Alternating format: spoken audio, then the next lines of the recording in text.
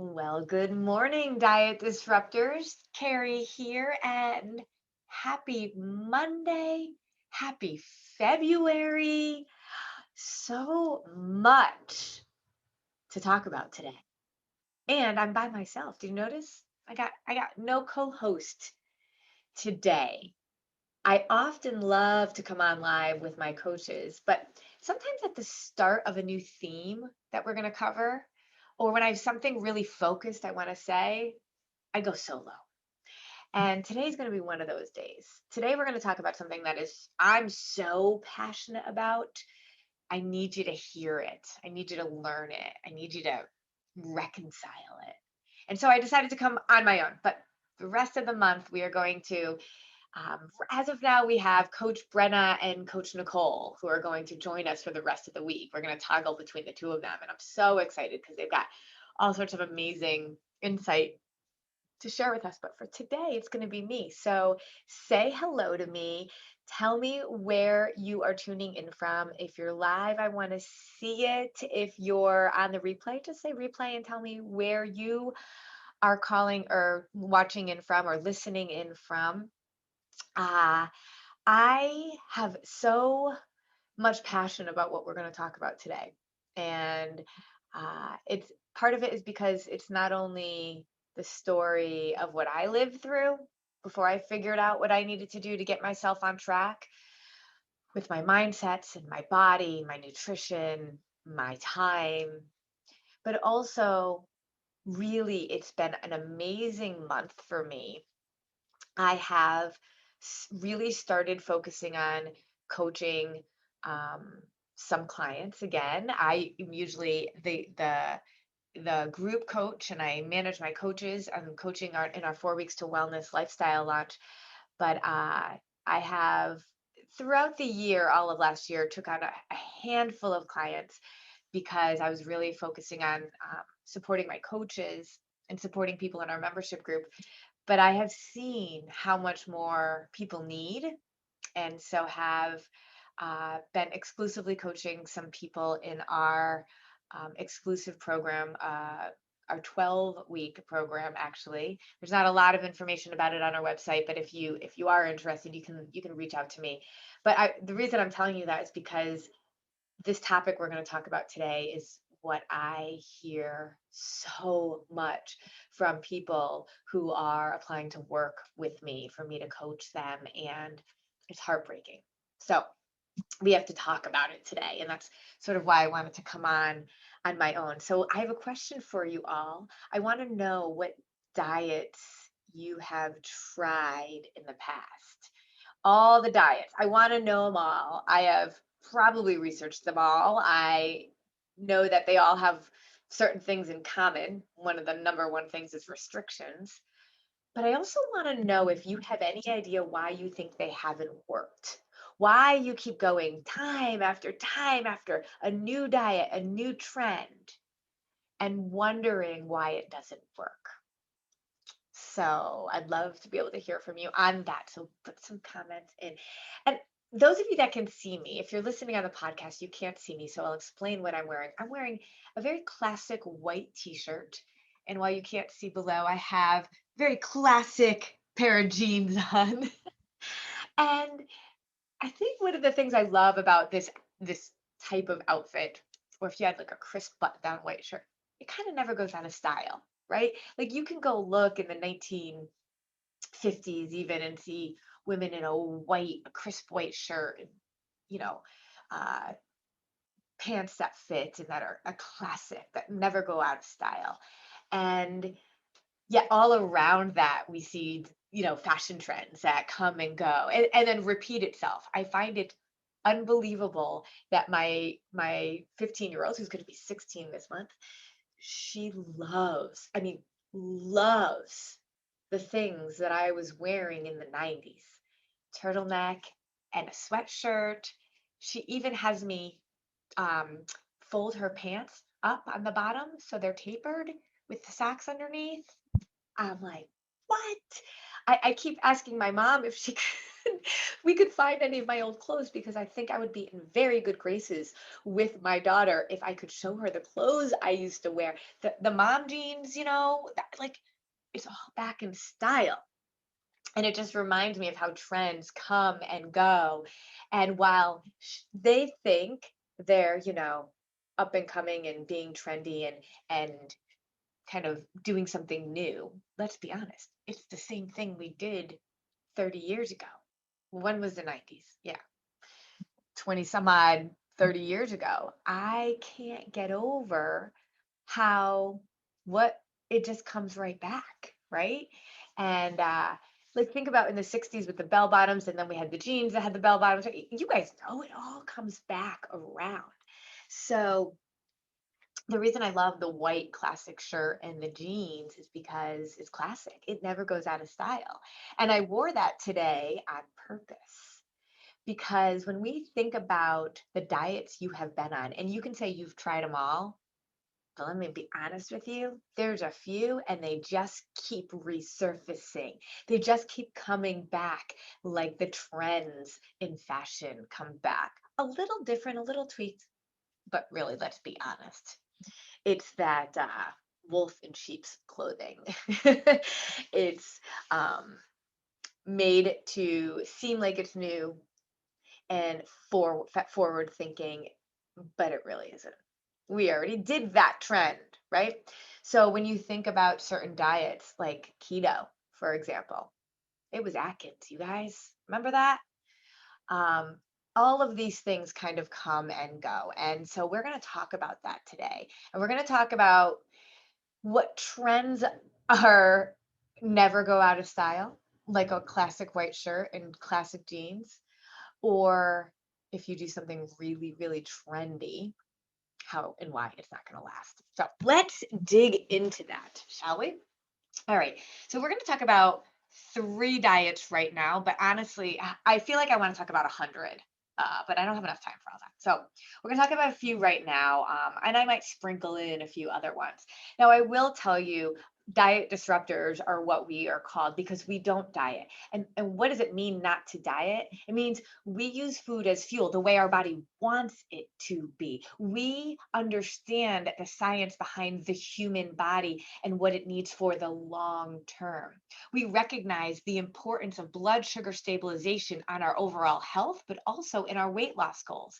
And so, in order to do that, in order to get to our optimal health, in order to get to our optimal weight, we have to fuel our body with the right foods, the right nutrients, and the right portions all day long.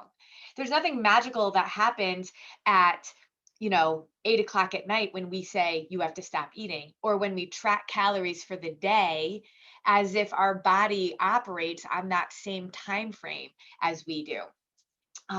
We have to recognize that our body is a refuel as it goes machine. And if we don't treat it as such, our bodies will do things to accommodate the lack of appropriateness that we are feeding it and do things that actually are trying to save us but can hurt us in the long term. I think it's so amazing. And here's what my real goal is to help you with the confusion. There are so many conflicting ideas out there, but really they're all the same thing. Okay, all of these things about diets and all of that is all around restriction. And so if you are looking at anything that requires restriction, understand it's not going to work for the long term. But I can totally recognize and appreciate how confusing it is. We literally keep getting inundated with concepts, ideas, facts, documentaries on Netflix about what we should be doing. And it all seems so right. It all seems so scientific. It all seems to make sense. And then we try it and it doesn't work. So then we get into something else that seems to make sense. What I want you to do today is, regardless of what thing seems to make sense, I'm going to give you a way of looking at it so that you can always know whether or not it makes sense. Is it the classic white t-shirt and jeans? Or is it the mom jeans with the tapered leg? If it's the mom jeans with the tapered leg, it's not going to last. So Three questions. I've talked about this before, and I want to start off with this. This is going to help you dramatically in sorting through the chaos, sorting through the confusion. When you go through your Instagram feed and you see all the things, it's amazing how the algorithm just seems to know that you are looking for a diet. It seems to know that you need to lose weight. It seems to know that you don't feel right, you don't feel confident, and it feeds at that. If you've watched The Social Dilemma, you know why and how. And so it's true. Be aware of that. But also recognize if you have the armor to be able to know what is true and what is not, then it won't matter if that stuff is in front of you because you will know what you need to do and what you need to say no to. Three questions. One, is it based in science? Here's the thing, you guys, most of the things that you will see is absolutely based in science. That's why it makes sense when somebody explains it to you. Okay. But just because it's based in science doesn't mean it's right, doesn't mean it's good, doesn't mean it's going to support long term health. It just means it's actually doing what it's supposed to do. Diets are like that. Diets are actually scientifically based to give you a short term win, but not for long term gains, long term wins, long term health. They're not designed to do that. They just tell you, you know how we can manipulate data any way we want. We could tell you the science of a diet and why it works so well. We could have friends that have lost 30 pounds on a diet and think, okay, well, that's what I'm going to do too. But when we look at the longitudinal data, when we really dig in, you can say you're doing research, but the Google is biased. It's biased on what you want to hear. And when your friend is doing something and it's working, they are going to sell you on it so that they can feel like they made the right choice. If you say no to what they're doing, it's going to diminish their confidence a little bit. So understand, yes, it is based in science, doesn't mean it's right. But that's your number one question. Is it based in science? Number two, can you do it for the rest of your life? And some people think they can, but let's be honest. If you're doing keto and cutting out carbs, it might sound great, but eventually you're going to want some blueberries. Eventually going to want some ice cream. And you have reprogrammed your body to be in ketosis, and therefore having those things is actually going to sabotage you. Can you do it for the rest of your life? Is it truly sustainable or is it restrictive? Because also, the minute is restrictive, not only do you have physical cravings, and mind you, they are not necessarily about your willpower, your body is physically craving things that you are denying it. But also, the psychological cravings of not being able to have the things that you enjoy and love is a real thing. So if you have to give up something, I want you to ask yourself if you could give it up for the rest of your life. Your body thrives on consistency. It is like any relationship. When you have trust, which means you have had positive interactions consistently over time, that's what trust is, then your body will do for you what it wants it to do because it says, I trust this girl. I trust this woman. I know she's going to give me what I need when I need it. So I don't have to do the things I've been doing to survive, which is actually going to derail your goals if you let it. If you aren't doing the right things by your body's going to accommodate and adjust, and it's not going to serve your goals of weight loss. It's going to serve your body's need to survive. Third thing, third question, would you put your kids on it? If you at all are an influencer, and an influencer means you have anybody in your life around you that you speak to, that you are in front of, whether it's kids, grandkids, neighbors, nephews, nieces, any of that, if you wouldn't put them on the thing that you're doing, understand that one, why are you doing it? If you don't think it's good for kids, why do you think it's good for you? And some people say, well, my kids have a higher metabolism and all of that. Okay, but we're still humans, right? And the bigger piece, even bigger, is the fact that, okay, we want our kids to go to have optimal health, right? So we're doing things to give them the chance to be optimal health, right? We want to feed them healthy foods. We want to do things that are right by them, but we do the opposite for ourselves. We are not doing the things that give us optimal health when we are restricting ourselves with a diet. But bigger than that, bigger and more meaningful is the fact that we are modeling for our kids what adults should do, what adults' goals are, what women should look like and be like, and where our value is. If you have a girl that you are raising and you are on a diet, you eat a different meal than them, You wouldn't let them do what you're doing. Understand you are raising them to have that same relationship with food and their body that you have, that you struggle with.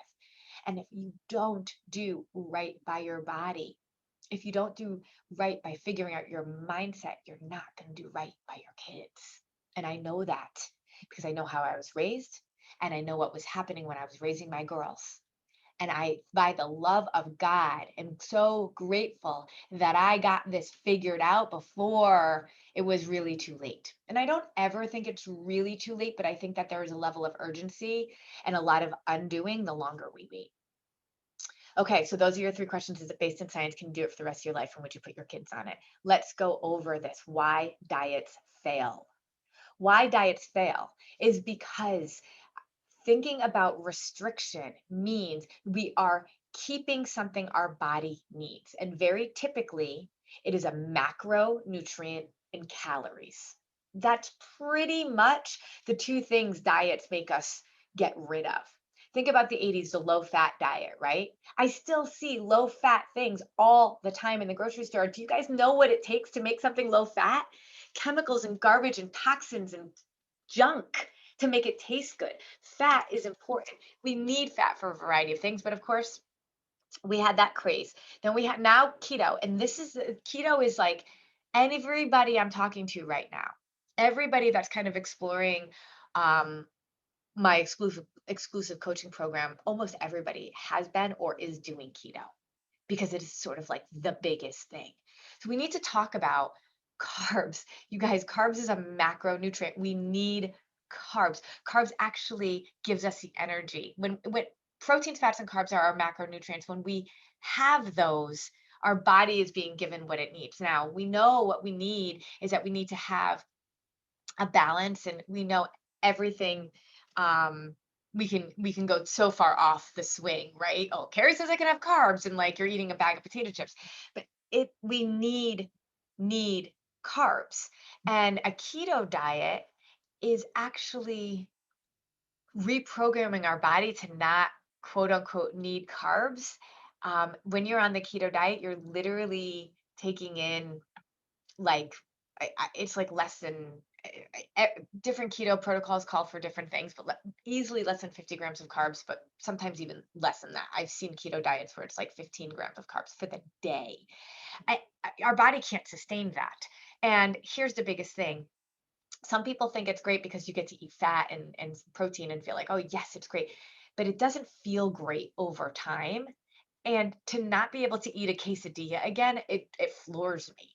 So I want you to understand that we need carbs. And there's a whole scientific rationale and understanding behind it. I just did this whole big science lesson with our membership group, but understanding it's if everything is around blood sugar stabilization, but it really truly is what we teach. We need carbs to be able to bring our blood sugar levels to a place where it will give us the energy and do what it needs to do. We need protein to work with it so that it balances out our blood sugar. Our entire body's goal is to have its blood sugar stabilized. Protein gives us the amino acids that we need. And then fat allows us to digest it slowly, to be able to grab those nutrients, to cushion our organs, to do a whole lot of really important things, and makes us feel fuller longer. So when you take away an entire macronutrient, you're literally throwing the whole cadence of what your body needs and wants off. Will you lose weight on keto? Yeah, very often you will. A lot of times it's water, but also it's your body's reaction to the lack of a certain nutrient. And so it might be letting go of some stored fat, but it's also just really reacting to the fact that it's not getting what it needs, reprogramming your body. And eventually, I don't know anybody that's been able to do keto for more than a year, year and a half, because they feel so crappy. Your body is overcompensating for a variety of other things. It's not sustainable. It really isn't. The psychological challenges it has, saying no to things, modeling stuff in front of your kids where you can have ice cream night with your kids, that's not okay. I've written a lot about keto, so you can go to our blog and just search keto and you can see what I have found, but or what I have written about. And I need you all to stop. That's it. I just need y'all to stop. Your kids can't have you doing keto. You can't do keto. You can't do it. It also screws up your hormones. And so our body's goal, right, is to have its blood sugar stabilized. Think about it. When you're super hungry, your blood sugar is really low. When you're super stuffed and feeling gross, your blood sugar is really high. Your body wants to be right there in the middle. That then brings your body to homeostasis, balancing hormonal balance. Homeostasis is so, so, so important. And when you're doing keto, you're throwing that all out of whack. If you are 40, 50, 60 years old, you cannot afford for any more hormonal out of whackness to happen. Okay. And you see why I needed to do this by myself. All right, let's keep moving on. The next one we're going to talk really quickly about is intermittent fasting, because intermittent fasting, in so many ways, for so many reasons, is really no different than just full on restriction. It also, I think, is really damaging to people with um, a poor relationship with food, like I had. So intermittent fasting is when different protocols call for different things, but sometimes it's like the longer you can go, the feeling like you're more successful at it. But the whole key with intermittent fasting, you got to understand, you will hear claims about all sorts of things. Okay. This is where the scientific stuff is just hogwash in so many ways.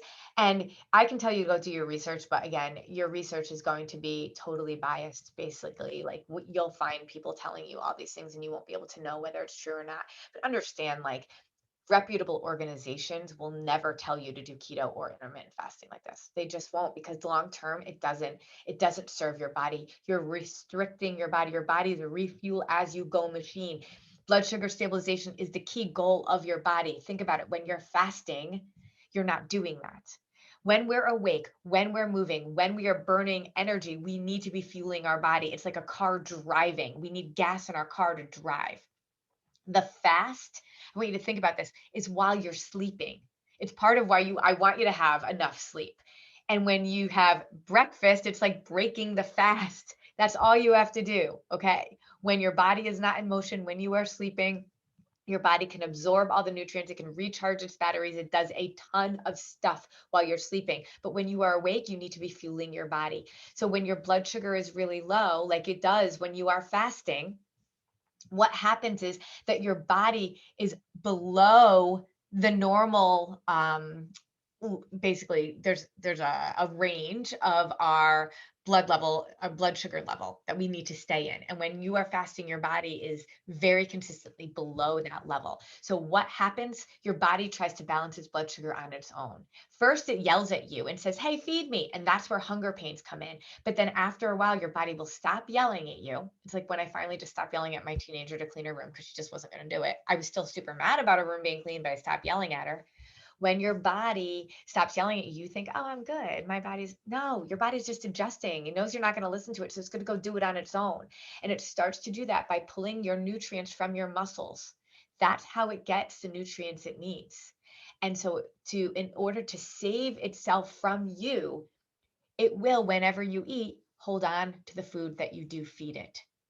And so if you do this, like I eat one meal a day kind of thing, understand you have no capacity to burn that meal off, because you have told your body that I am not going to feed you what you need when you need it. So your body says, when she does feed me, I don't trust her. I'm going to have to hold on to it, because your body's metabolism has been slowing and slowing down by pulling nutrients out of its muscles so that they can adjust to you fasting.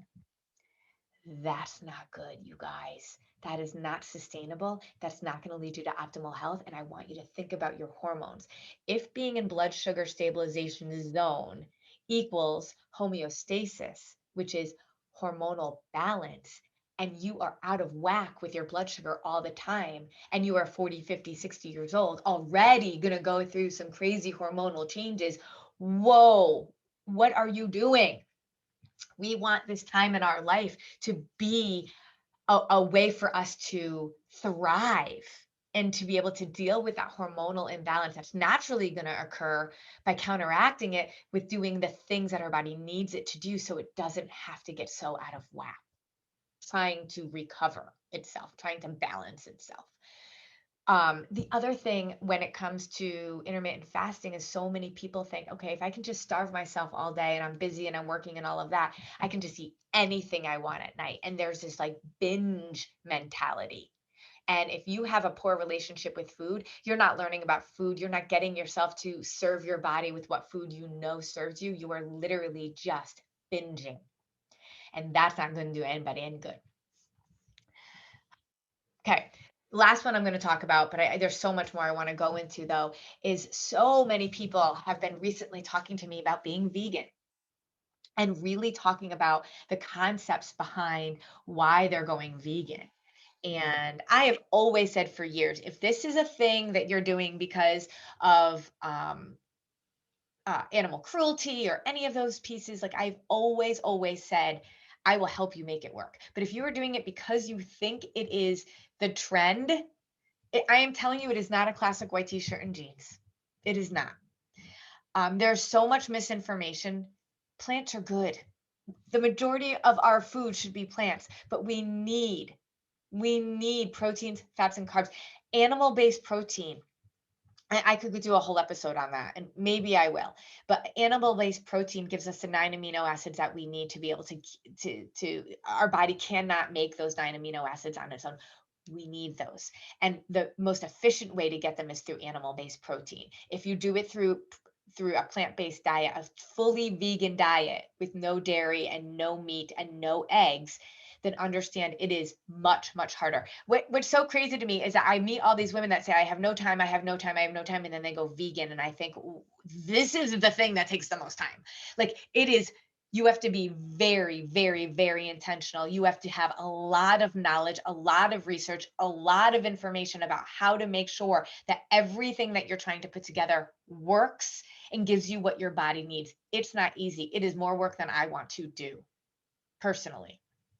So if you are going completely vegan, understand you are going to be restricting certain nutrients that your body truly needs. I always talk about Karen, who was one of my clients who gained 25 pounds after going vegan because she thought going healthy was going vegan and that was what she needed to do. A, there's a difference between being healthy and correct, and B, going totally vegan is going to restrict you in many ways. Okay, not just emotionally where you can't have certain things, but also physically where your body's not going to get some of the micronutrients and macronutrients that it truly needs, as well as amino acids and a variety of other things. So going vegan is not, if you're doing it because you think it's a weight loss program, stop. It's not a white shirt and jeans. It's not classic. It won't last, and it's not going to actually serve you in the long term. When you think about restriction, and that's where like kind of like counting calories, counting points, all of that comes in. There's a whole thing I can do on counting calories. Understand all calories are not created equal.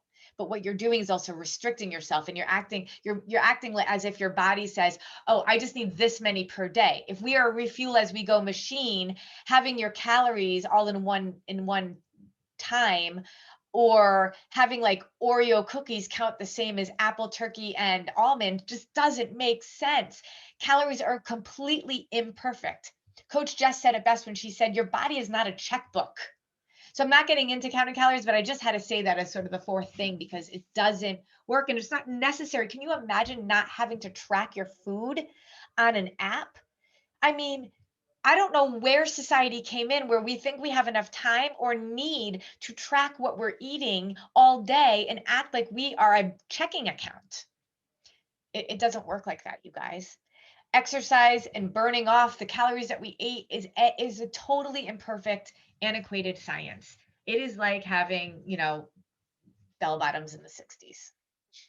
I don't know, a fashion trend that doesn't work anymore. I know. How about our 80s hairstyles? The bangs in the front, the poof at the top. That didn't work for anybody, y'all. Either just counting calories. Okay, so Diets are failing us over and over and over again because it's not giving our bodies what it needs. And when we don't give our bodies what it needs, it won't do for us what we want it to do. But when we fuel our body correctly, when we understand how food works, how what foods serve us and what foods don't, when we understand that we don't have to deprive ourselves, it's amazing how our body responds. It's amazing how the cravings go away, the energy goes up, we get to our optimal weight. And when we're moving to our optimal health, nothing tastes as good. Nothing tastes as good as healthy feels. When you are strong, when you know you are doing right by your body, it is powerful.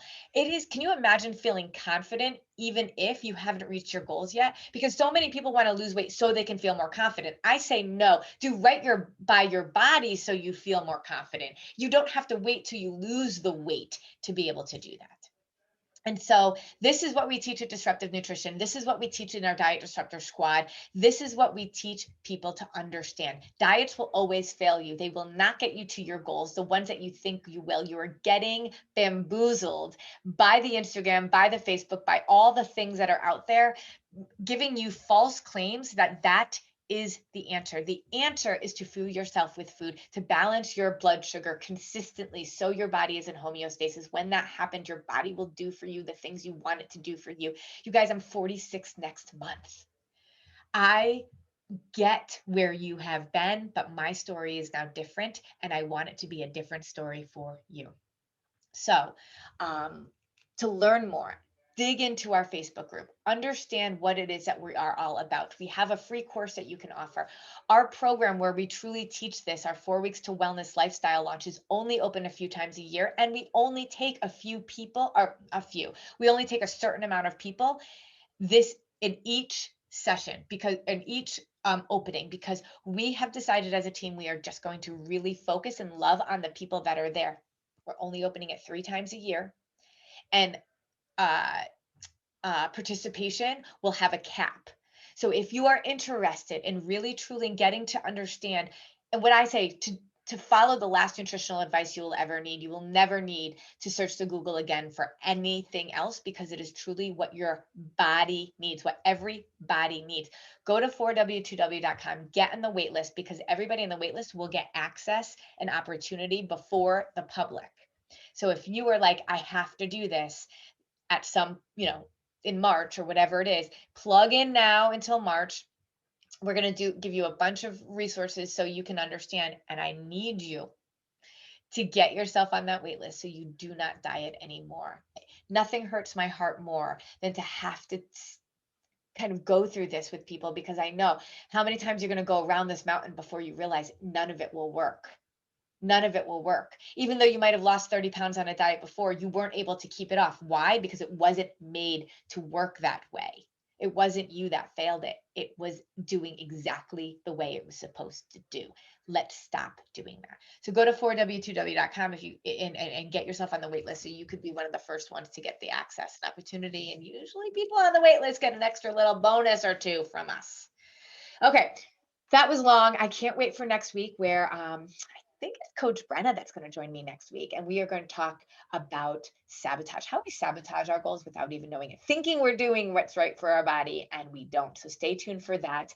Let me know of any questions. I want to know what diets you've done. I want to know how this resonates with you. I want to know what you're thinking, what questions you have. I'm here and I can't wait to dig in with you more. We're going to talk all week about this in our posts and your comments. And so the more you engage, the more you get out of it. Remember, wherever you are in your journey, there's a place for you at Disruptive Nutrition. We mean that with all of our heart. So please dig in, please engage, ask questions. We are here. Bye.